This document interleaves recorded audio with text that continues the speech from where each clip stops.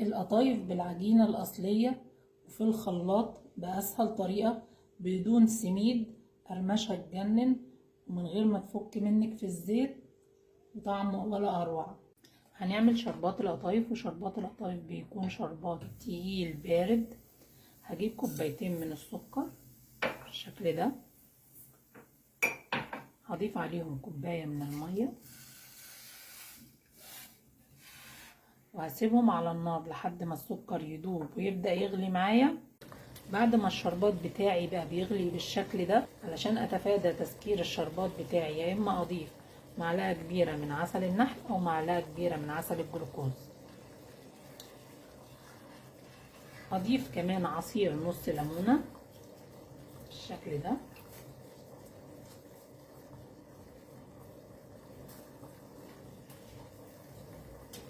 واقلبهم.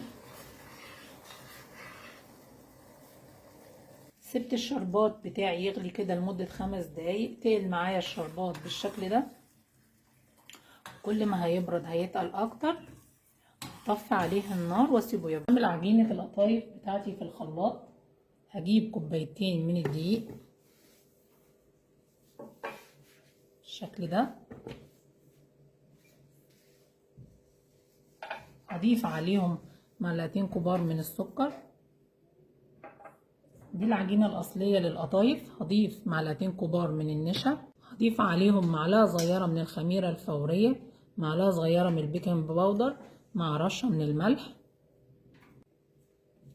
هنزل عليهم بكوباية ونص من المية الدافية بالشكل ده، واضربهم معايا في الخلاط. بما ان عجينة القطايف عجينة مرنة، لو القوام معايا تقيل بخففه شوية بالمية، لو خفيف بزود له معلقتين 3 من الدقيق، لان على حسب نوع الدقيق معايا بياخد مية قد ايه. ده قوام القطايف بتاعتي. بصفيها كده من اي تكتلات. الكوبايتين دي اخدوا معايا 3 كوبايات من المية، وكل نوع دي على حسب اخد من المية. ادي قوام القطايف بالشكل الجميل ده. هسيبها ترتاح في التلاجة لمدة 10 دقايق على نار هادية. هجيب صينية او طاسة، لازم تكون غير لاصقة. اقلب المكونات بتاعتي كده بعد ما ارتاحت، واغرف بالشكل ده. بدأت تظهر عندي فقاعات بالشكل ده، ده دليل ان عجينة القطايف ناجحة. هسيبها لحد ما تستوي خالص وبعدين اشيلها. استوت معايا القطايف بالشكل ده، واخدت اللون الذهبي الفاتح ده الجميل من تحت.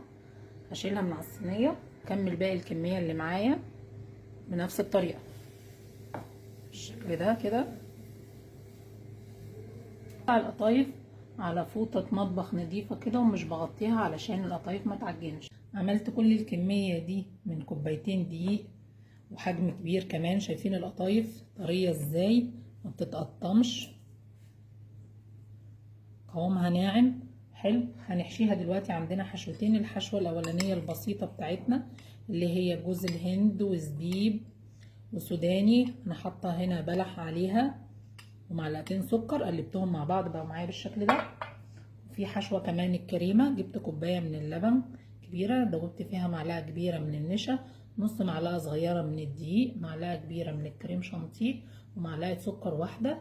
وحطيتهم على النار لحد ما تقلت معايا الكريمة، وسبتها تبرد بقت معايا بالشكل ده.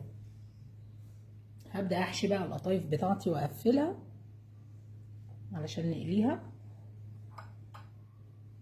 بالشكل ده كده. القطايف ممكن كمان تحشيها حادق لو حضرتك عايزة تحشيها لحمة مفرومة، تحشيها حشوة فراخ، اللي تحبيه. ولو حضرتك مش عايزة الحشوتين دول وعايزة تحطي اي حشوة تانية انت بتحبيها حطيها.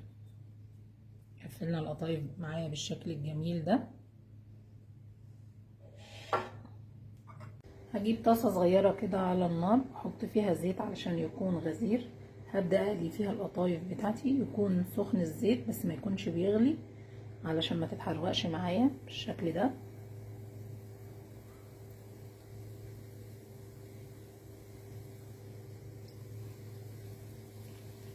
قطايف لون ذهبي بالشكل ده. هبدأ اقلبها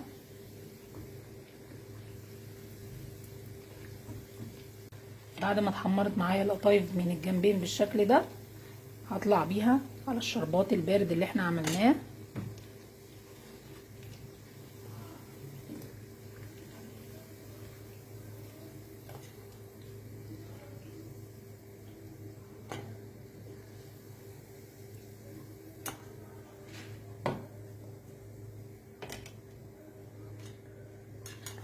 هقلبهم في الشربات بالشكل ده وبعدين اصفيهم على مصفى. وده شكل القطايف بتاعتنا بعد ما خلصنا قليه وحطيناها في الشربات. عايز اقول لكم ان طعمها وريحتها يجننوا، مفيش احلى ولا اطعم من كده، طراوه من جوه وقرمشه من بره.